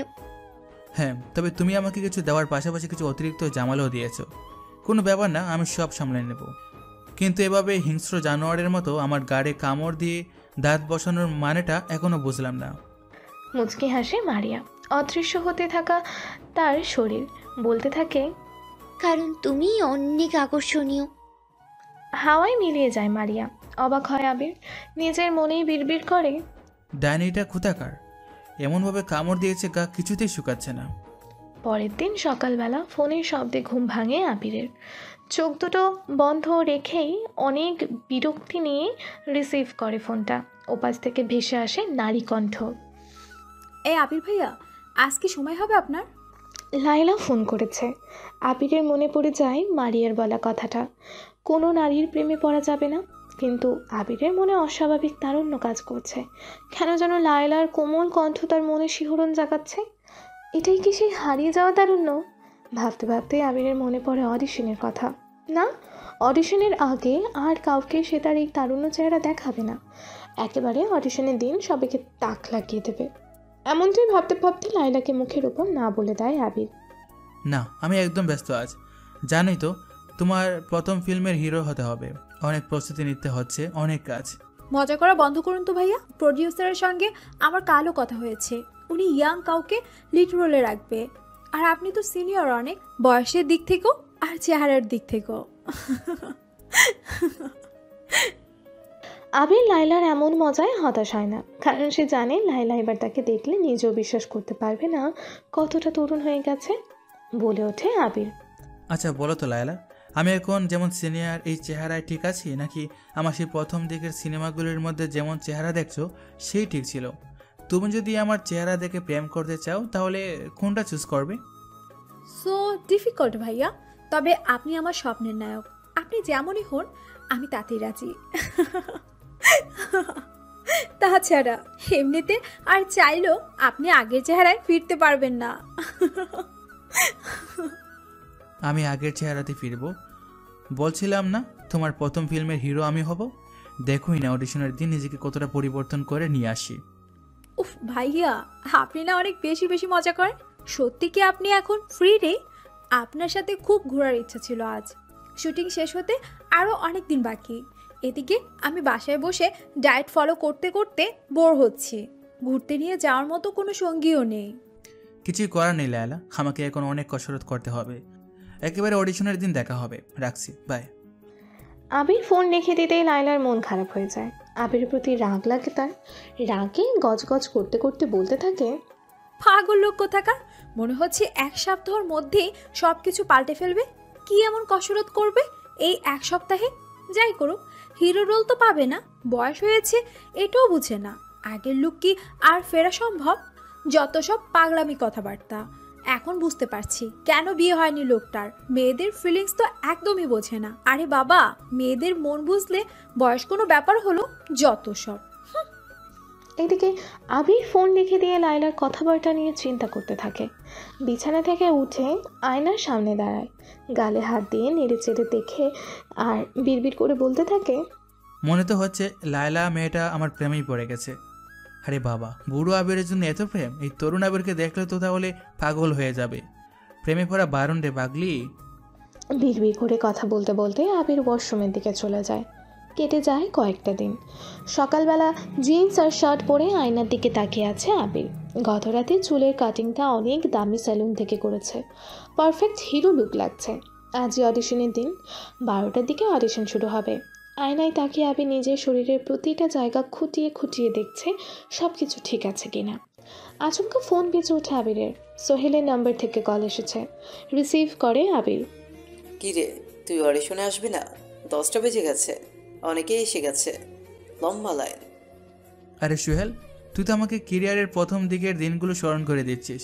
সেই লাইনে দাঁড়ানো, প্রডিউসার আর ডিরেক্টরদের সামনে অ্যাক্টিং করে দেখানো, লেফট প্রোফাইল, রাইট প্রোফাইল। আরে বাবা, তোকে লাইনে দাঁড়াতে কে বলেছে? হিরোর রোলের জন্য অডিশন হবে। তোর জন্য তো স্পেশাল রোল ঠিক করা হয়েছে। প্রডিউসার আর লাইলা মিলে ঠিক করেছে তোর একটা স্পেশাল ক্যামিও থাকবে এই ফিল্মে। লাইলার প্রথম ফিল্ম হিসেবে এটা তার একটা ইচ্ছা, তারই প্রডিউসার অনুমতি দিয়েছে। এখন তুই এসে হিরো সিলেক্ট করতে একটু সহযোগিতা করবে, এই জন্যই তো ফোন দিলাম। তোর কি মনে হয় আমি হিরোর রোল ছাড়া অন্য কোনো রোলে অ্যাক্টিং করব? পাগলামি করিস না তো, দ্রুত চলে আয়। আসবো, তবে লাইনে দাঁড়ানোর জন্য, অডিশন দেওয়ার জন্য, হিরোর রোল নিজের করে নেওয়ার জন্য। জানিসই তো অ্যাক্টিং স্কিল আমার সবার থেকে এগিয়ে থাকবে, আর বাকি রইল ইয়াং লোক। আবিরের হাসি শুনে অবাক হয় সোহেল। স্টার মাল্টিমিডিয়ার অফিসে তার পাশে সোফায় বসে আছে লাইলা আর প্রডিউসার তালুকদার। লাইলা তাকিয়ে আছে সোহেলের দিকে। সোহেল আর কথা বাড়ায় না, ফোন রেখে দেয়। সোহেলের দিকে তাকিয়ে প্রশ্ন করে লাইলা, কি বললো? উনি আসবেন না? বললো অডিশন দেওয়ার জন্য আসবে, হিরোর রোলের জন্য। তৎক্ষণাৎ প্রডিউসার তালুকদার বলে ওঠে, ছেলেটার একগুঁয়েমি স্বভাব সেই শুরু থেকেই ছিল। আমিও বলে দিয়েছি, আগের লোকে ফিরতে পারলে হিরো হিসেবে সিলেক্ট করব। আগের লোকে মানে বুঝেছ তো? প্রথম ফিল্মের চেহারায় যেমন ছিল। এটা কি সম্ভব? তোমরাই বলো। শুধু লাইনে দাঁড়াতে দাও একবার। ওকে আজ চরম অপমান করব, যাতে ভবিষ্যতে আর এমন একগুঁয়েমি না করে। বারবার করে বলেছি এই ফিল্মের জন্য আমার ইয়াং হিরো লাগবে, বুঝতে চাইছে না? সময় যেতে যেতে দুপুর 12টা বেজে যায়। শুরু হয়ে যায় অডিশন। অডিশন রুমে একের পর এক ছেলে ঢোকে আর বের হয়। লম্বা লাইন শেষ হয় না। সেই লম্বা লাইনের শেষ মাথায় দাঁড়িয়ে আছে আবির। একটা কালো মাস্ক পরে মাথায় ছাতা ধরে এক মনে দাঁড়িয়ে আছে। তার সামনের ছেলেটা একবার পেছনে ঘুরে তার দিকে তাকায়। মুখে মাস্ক থাকায় আবিরকে চিনতে পারে না ছেলেটা। ছেলেটার বয়স 20 বছর আনুমানিক। দেখতেও যথেষ্ট সুন্দর। গায়ের পোশাক আশাক খুবই মার্জিত। কুলকুল করে ঘামছে ছেলেটা। দেখে বোঝা যাচ্ছে অনেক নার্ভাস। লাইনে যত ছেলে আছে সবারই অবস্থা তেমনই। আবিরের দিকে তাকিয়ে বলে ওঠে ছেলেটা, ছাতা নিয়ে এসে ভালোই করেছেন ব্রাদার, গরমে কাহিল। এত লম্বা লাইন। হিরো হতে গেলে শুধু অ্যাক্টিং জানলেই হবে না ব্রাদার, চেহারার দিকে একটু অতিরিক্ত যত্নশীল হতে হবে। তা অবশ্য ঠিক বলেছেন ব্রাদার। আমি অবশ্যই চেহারার দাপটে এসেছি। শুনেছি প্রডিউসার ইয়াং আর হ্যান্ডসাম ছেলে খুঁজছেন। হ্যাঁ, আমিও সেরকম শুনেছি, কিন্তু আরও একটা ভিতরের খবর জানতে পারলাম। কি সেটা ব্রাদার? হিরো আবির অনেক দিন ক্যামেরার সামনে আসে না। শুনলাম সে এবার নাকি এমন বডি ট্রান্সফর্ম করেছে যা ধারণার বাইরে। তাকে নাকি 20 বছরের যুবক হিসাবে এই ফিল্মে ফিরিয়ে আনা হবে। এই ব্রাদার কি যাতা বলেন? উল্টাপাল্টা কিছু খাইছেন নাকি? হিরো আবিরের বয়স হয়ে গেছে। তাকে 20 বছরের যুবক বানানোর জন্য যে সিজিআই দরকার ওটা বাংলাদেশে এখনো আসে নাই। আর আসলেও ওটা অ্যাফোর্ড করার মতো এবিলিটি কোনো প্রডিউসার নেই। আমার মনে হয় আপনি আমার কথা বুঝতে পারেননি ব্রাদার। আমি কোনো সিজিআই এর ব্যাপারে বলিনি, আমি আবিরের বডি ট্রান্সফর্মের ব্যাপারে বলেছি। আচ্ছা তাই নাকি? ওটা কখনো সম্ভব না। তার বয়স প্রায় 50 বছর হয়ে গেছে। যতই বডি ট্রান্সফার করুক আগের মতো কি আর হওয়া সম্ভব নাকি? আমিও সেটাই ভাবছি। হিরো মানুষ বলে কথা, ফিল্ম তো অনেক অসম্ভবকে সম্ভব করে। দেখা যাক বাস্তবে তেমনটা করতে পারে কিনা। ধীরে ধীরে লাইন ছোট হতে থাকে। দুপুর গড়িয়ে বিকেল হয়ে যায়। প্রডিউসারের তালুকদারের মাথায় হাত। এখন পর্যন্ত সিলেক্ট করার মতো কাউকে পায়নি তিনি। তবুও সোহেল 2-3 জন ছেলের কন্ট্যাক্ট নাম্বার নিয়েছে। তাদের চেহারা ভালো হলেও অ্যাক্টিংয়ে একটু কাঁচা চালিয়ে নেওয়ার মতো আর কি। কিন্তু তালুকদারের কাউকেই পছন্দ হয়নি এখনও। বিকেল 5টা বাজতে যাচ্ছে। সোহেলের উদ্দেশ্যে বলে ওঠে লাইলা, তাহলে কিভাবে ভাইয়া? আমাদেরকে আরও একদিন অডিশন দেওয়া লাগবে? লাস্ট ছেলেটার চেহারা কিন্তু অনেক হ্যান্ডসাম ছিল। কিন্তু অ্যাক্টিং তো যাচ্ছে তাই অবস্থা। আরে একটু নার্ভাস ছিল হয়তো। ভালোভাবে শিখিয়ে পড়িয়ে নিলে কাজ চালানো যাবে। তাদের কথোপকথনে মাঝে মাথায় হাত দিয়ে কথা বলে তালুকদার। মনের মতন কাউকে না পেলে প্রজেক্ট ক্যান্সেল করব আমি। দরকার পড়লে আরো অডিশন নেওয়া হবে। কি একটা ঝামেলা! চেহারা ভালো হলে অ্যাক্টিং আসে না, অ্যাক্টিং ভালো হলে চেহারা ভালো না। ব্যাটে বলেও তো মিলছে না, ছক্কা হাঁকাবো কি করে? উত্তর দেয় সোহেল। স্যার, আর একজনই বাকি আছে, এটাই লাস্ট পারসন। হ্যাঁ, ভেতরে ডাকো, মাথা কাজ করছে না আমার। নেক্সট বলে চিৎকার করে সোহেল। ঘরে প্রবেশ করে আবির। ছাতাটা বন্ধ করে একপাশে রাখে সে। মুখে মাস্ক লাগানো, তাই এখনো পর্যন্ত কেউ তাকে চিনতে পারেনি। তালুকদার এখনো মাথা নিচু করে নিজের চুলে হাত বোলাচ্ছে। মাথায় অনেক দুশ্চিন্তা। লায়লা অপলক তাকিয়ে থাকে ছেলেটার দিকে। শার্টের উপরের বাটন খুলে দেওয়া, গায়ের পোশাক আর শরীরের গঠন লায়লাকে প্রভাবিত করে। চুলগুলো অসম্ভব সুন্দর করে কাটা। সোহেলের উদ্দেশ্যে ফিসফিস করে বলে লায়লা, ভাইয়া এই লোকটাকে তো আগেরটার থেকেও হ্যান্ডসাম আর ইয়াং লাগছে। ড্রেস সেন্স অনেক ভালো, স্টাইলিশ লুক লাগছে কিন্তু, আর লম্বাটাও আছে যথেষ্ট। আরে কি বলো, এখনো তো চেহারাই দেখলাম না। এই ছেলে, মাস্ক খোলো। আবিরের উদ্দেশ্যে বলে ওঠে সোহেল। প্রডিউসার তালুকদার মাথা তুলে তাকায় এবার। আবিরের দিকে তাকিয়ে বলে, তুমিও কি আগের জনের মতন নাকি? শুধু সুন্দর চেহারা আর একটা সুন্দর বডি বানিয়ে নিয়ে এসেছো। অ্যাক্টিং কিছু পারো? মাস্ক খুলো না কেন? সবারটাই তো দেখলাম, এবার তোমারটাও দেখি। দেশের কি অবস্থা, প্রতিভা বিলীন হয়ে যাচ্ছে দিনকে দিন। তালুকদারের কথায় অনেক হতাশা বিরাজমান। তার কথা শেষ হওয়া মাত্রই মাস্ক খুলে ফেলে আবির। সঙ্গে সঙ্গে তার চেহারার দিকে তাকিয়ে প্রত্যেকে অবাক হয়ে যায়। লায়লা এত অবাক হয়ে যায় যে তার মুখ দিয়ে আর একটা কথাও উচ্চারণ হয় না। এসব কি দেখছে সে? নিজের চোখে এখনো বিশ্বাস করতে পারছে না লায়লা। মাত্র 7 দিন আগেও এই মানুষটার সাথে মুখোমুখি বসে লাঞ্চ করেছে লায়লা। লোকটা 7 দিনের মধ্যেই নিজের চেহারা আর শরীরের এই আমূল পরিবর্তন কিভাবে করলো? ছোটবেলায় লায়লা এই আবিরকে সিনেমার পর্দায় দেখেছিল, একদম 20 বছরের তরুণ। এটা অসম্ভব। মুখ দিয়ে কিছু বলতে পারে না লায়লা, শুধু অবাক চোখে তাকিয়ে থাকে। একটা মুচকি হাসি দিয়ে কথা বলে আবির, আমি আবির। সারা দেশের মানুষ আমাকে এক নামে চেনে। এর বেশি কিছু জানার থাকলে গুগল করে নেবেন। আমার অ্যাক্টিং স্কিল নিয়ে প্রশ্ন থাকলে জানাতে পারেন, অথবা কোনো কিছু করতে হলে বলুন না, আমি করে দেখাচ্ছি। মূলত আমি দেখতে এসেছি প্রডিউসার সাহেবের দেওয়া কথা রাখতে পারেন কিনা। অবাক হয়ে তাকিয়ে থাকে ডিরেক্টর সোহেল আর প্রডিউসার তালুকদার। নিজেদের চোখ দুটোকে তারা এখনো বিশ্বাস করতে পারছে না। তাদের সামনে দাঁড়িয়ে আছে প্রায় 50 বছর বয়সী আবির, কিন্তু যার চেহারা দেখে মনে হচ্ছে 20 বছরের যুবক।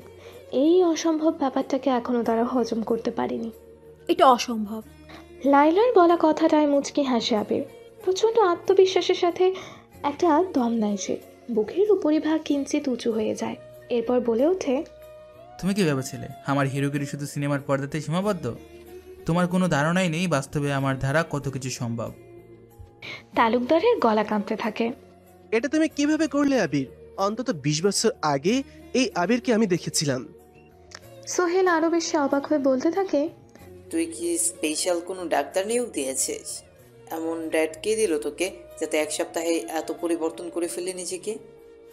আবির উচ্চস্বরে হেসে ওঠে।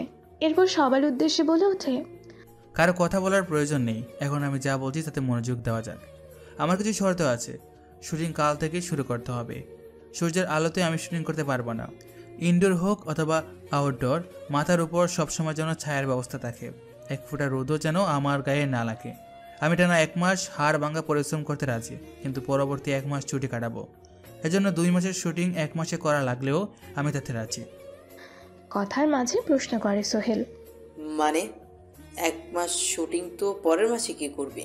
ছুটি কেন লাগবে? সোহেলের উদ্দেশ্যে উত্তর দেয় আবির, পরের 1 মাস আমি বিদেশে থাকবো ডাক্তারের সাথে, স্পেশাল ডায়েট আর কি। তোমরা এসব বুঝবে না। আবারও সবার উদ্দেশ্যে বলে, তাহলে সেই কথাই রইল। আজ আর থাকতে পারছি না। শুটিং স্পটের অ্যাড্রেস যেন মেইল করা হয়। যথাসময়ে আমাকে পেয়ে যাবেন। আজকের মতো বিদায়। নিজের মতো করে সবকিছু বলে মুখ ঘুরিয়ে অফিস থেকে বের হয়ে যায় আবির। তালুকদার এখনো হাঁ করে তাকিয়ে আছে আবিরের চলে যাওয়ার দিকে। সবাই এখনো ঘোরের মধ্যে আছে। আবিরকে যেন চিনতেই পারছে না তারা, যেন নতুন কোনো আবির এসেছে। সোহেলের উদ্দেশ্যে বলে ওঠে লায়লা, তাহলে কি কাল থেকেই শুটিং করবেন ভাইয়া? সোহেল কিছু বলে না। তালুকদার বলে, শুটিং শুরু হওয়ার আগেই বলতে পারি এই সিনেমা ব্লকবাস্টার হিট। সেই সঙ্গে আবির হবে দেশের নাম্বার 1 সুপারস্টার। আগামী অর্ধ শতাব্দী তার ধারে কাছে কেউ ঘেঁষতে পারবে না জনপ্রিয়তার দিক দিয়ে। পরের দিন থেকেই শুরু হয়ে যায় সিনেমার শুটিং। দিন বললে ভুল হবে, রাতের বেলা শুটিং শুরু করেছে সোহেল। লাইট, ক্যামেরা, অ্যাকশন বলে বসে আছে। একটা গানের সিকোয়েন্সের শ্যুট চলছে। হিরো হিরোইন রোম্যান্টিক হচ্ছে। আবির জড়িয়ে ধরেছে লায়লাকে। ওপর থেকে বৃষ্টি পড়ছে। গায়ের পোশাক আশাক ভিজে জুবুধুবু হয়ে আছে দুজনের। বৃষ্টি বললে ভুল হবে, ট্যাঙ্কির পানি দিয়ে কৃত্রিম বৃষ্টি তৈরি করা হয়েছে বাসার ছাদে। ওপাশ থেকে সোহেল চিৎকার করে ওঠে। আরো ক্লোজ, আরো ক্লোজ। সোহেলের চিৎকার শুনে আবির আরও শক্ত করে জড়িয়ে ধরে লাইলাকে। দুজন দুজনের চোখের দিকে তাকিয়ে আছে। আবিরের চুলগুলো চোখের সামনে এসে ঝুলছে। স্ক্রিপ্টে এমনটা ছিল না, তবুও লাইলা নিজ দায়িত্বে আবিরের চুলগুলো তার চোখের সামনে থেকে সরিয়ে দেয়। ঠিক সেই মুহূর্তে আবিরের চোখের দিকে তাকিয়ে চমকে ওঠে লাইলা। আবিরের চোখ দুটো অন্যরকম লাগছে, আবছা আলোতে যদিও স্পষ্ট নয়, কিন্তু লাইলা বুঝতে পারছে আবিরের চোখ দুটো স্বাভাবিক নেই। চমকে উঠে সরে যায় লায়লা। আবির হতচকিত হয়ে ছেড়ে দেয় লায়লাকে। তখন সোহেল চিৎকার করে, কাট কাট! আরে এটা কি হলো? ছেড়ে দিলে কেন তোমরা? আরো ক্লোজ করতে বলেছিলাম আমি। ধুর, আবার টেক নিতে হবে। হইছে রে কি তোমাদের, বলো তো? কেউ কোনো কথা বলে না। আবির এগিয়ে আসে লাইলার দিকে। এই মেয়ে, কি হয়েছে তোমার বলো তো? এমনভাবে জড়িয়ে ধরেছিলে, মনে হচ্ছিল সত্যি সত্যি আমার প্রেমে পড়ে গেছো, আবার হঠাৎ করে ছেড়ে দিলে। কি চলছে তোমার মনে? লাইলা আমতা আমতা করে জবাব দেয়, আপনার চোখ অনেক নীল, মনে হচ্ছিল যেন নীল একটা আভা দেখা যাচ্ছে। পাগলি মেয়ে, আমার চোখ তো নীলই। প্রেমে পড়লে আরো কত রং বেরঙের চোখ দেখবে আমার চোখে। লজ্জা পেয়ে যায় লায়লা। সত্যি কি তাই? আমি কি আপনার প্রেমে পড়েছি? সত্যি করে বলুন তো একটা কথা, আপনার কি ইচ্ছে হয় না প্রেম করার, বিয়ে করে সংসার বাঁধার? আবিরের মনে পড়ে যায় মারিয়ার বলা কথাটা। নিমিষেই মুখ থেকে উধাও হয়ে যায় হাসি। মারিয়া তাকে বলেছিল কোনো নারীর প্রেমে পড়া যাবে না, কিন্তু সে ভিতরে ভিতরে অনুভব করছে যতই দিন যাচ্ছে লায়লার প্রতি দুর্বল হচ্ছে তার হৃদয়। প্রেম যে একতরফা সেটাও না, বরং লায়লা আরও বেশি দুর্বল আবিরের প্রতি। সঙ্গে সঙ্গে কাছে চলে আসে ডিরেক্টর সোহেল। এই হয়েছে কি তোমাদের বলো তো? এটাই লাস্টিক, কিন্তু বলে দিলাম ভালোভাবে করবে। বেশিক্ষণ ভিজতে থাকলে তোমাদেরই ঠান্ডা লেগে যাবে। কি বুঝতে পেরেছো তো তোমরা? দুজনেই মাথা নাড়ায়। আবারও বলে ওঠে সোহেল, যতটা পারবে ক্লোজ হবে। অনেক চড়াই উতরাই পার করে নায়ক নায়িকা প্রথমবারের মতো নিজেদের কাছে পেয়েছে। এরকম পরিস্থিতিতে কি হয় জানো তো নাকি? যতটা পারো ক্লোজ। ফাটিয়ে অ্যাক্টিং করবে বলে দিলাম। ওকে, রেডি? ক্যামেরার পেছনে সবার উদ্দেশ্যে চেঁচাতে চেঁচাতে চেয়ারে গিয়ে বসে সোহেল। আবির পজিশনে দাঁড়ায় আর লায়লার উদ্দেশ্যে বলতে থাকে বিড়বিড় করে, ওকে লায়লা, আমি তোমাকে সাহায্য করব, যতটা সম্ভব ক্লোজ। লায়লা মাথা নাড়ায়। দূর থেকে সোহেল অ্যাকশন বলার সঙ্গে সঙ্গে লায়লা ছুটে যায় আবিরের দিকে। আবির শক্ত করে জড়িয়ে নেয় লায়লাকে। এরপর চোখে চোখে কিছুক্ষণ তাকিয়ে থাকে। ধীরে ধীরে আবিরের চোখ লায়লার চোখের আরও কাছে ঘেঁষতে থাকে। লায়লা আবিরের নীল চোখে নিজেকে হারিয়ে ফেলতে থাকে, যেন আবিরের চোখ দুটো তাকে সম্মোহিত করে ফেলেছে। নিজেকে মাতালের মতো লাগছে লায়লার। আবির খেয়াল করে লায়লাকে সে কোনো সিনেমার পর্দায় নয়, বরং বাস্তব জীবনেই ভালোবেসে ফেলেছে। লায়লা হচ্ছে তার জীবনে আসা সেই মেয়ে যাকে দেখলেই মনে হয় লাভ অ্যাট ফার্স্ট সাইট। প্রথম দেখাতেও কি লায়লাকে দেখে তার এমন মনে হয়েছিল কিনা মনে করতে পারে না আবির, কিন্তু সেই রাতের পর লায়লাকে সে যতবার দেখেছে ততবারই অনুভব করেছে লায়লাকে সে ভালোবাসে। আর লায়লা, সে তো আগে থেকেই আবিরের জন্য পাগল। দূর থেকে আবারও সোহেলের হুঙ্কার, আরো ক্লোজ। আবির আর লায়লার যেন মাথা খারাপ হয়ে যায়। এরপর যেটা স্ক্রিপ্টে ছিল না সেটাই শুরু হয়ে যায়। দুজনে চোখ বন্ধ আর ঠোঁটে ঠোঁট রেখে শুরু হয় সেই রুদ্ধশ্বাস ভালোবাসার আদান প্রদান, যা শুধু হলিউডেই দেখা যেত। সোহেলের চক্ষু চড়ক গাছ। পাশ থেকে একটা ছেলে বলে ওঠে, বস চলতেছে কি? সেন্সের আটকাইব না তো? সোহেল বিড়বিড় করে জবাব দেয়, এই আবিরকে আমি চিনতাম না রে ভাই। দেশি সিনেমায় এমন সিন দুষ্প্রাপ্য। সেন্সরের ব্যাপার পর দেখা যাবে। আমার কাট বলার ইচ্ছে হচ্ছে না। কয়েক মুহূর্ত চলতে থাকে লায়লা আবিরের রুদ্ধশ্বাস প্রণয়। আর তারপর মুখে না বলেও দুজনে বুঝে নেয় তারা একে অপরকে ভালোবাসে। এরপর টানা 1 মাস তাদের শুটিং চলতে থাকে, একটা রোম্যান্টিক সিনেমার শুটিং। ধীরে ধীরে আবির বুঝে যায় কেন তালুকদার এই সিনেমার জন্য তরুণ ছেলেকে খুঁজেছিল। তিনি তো দেশের তরুণ প্রজন্মকে সিনেমার পর্দায় নয়, বরং কোনো এক স্বপ্ন রাজ্যে ভ্রমণ করানোর পায়তারা করেছেন। আসলেই তাই, বর্তমানে তরুণ দর্শক সংখ্যায় বেশি, অথচ তাদের জন্য স্পেশাল কোনো প্রজেক্ট নেই। তালুকদারের বুদ্ধির তারিফ করে আবির। 1 মাস পর নিজের বাসায় বসে আছে আবির।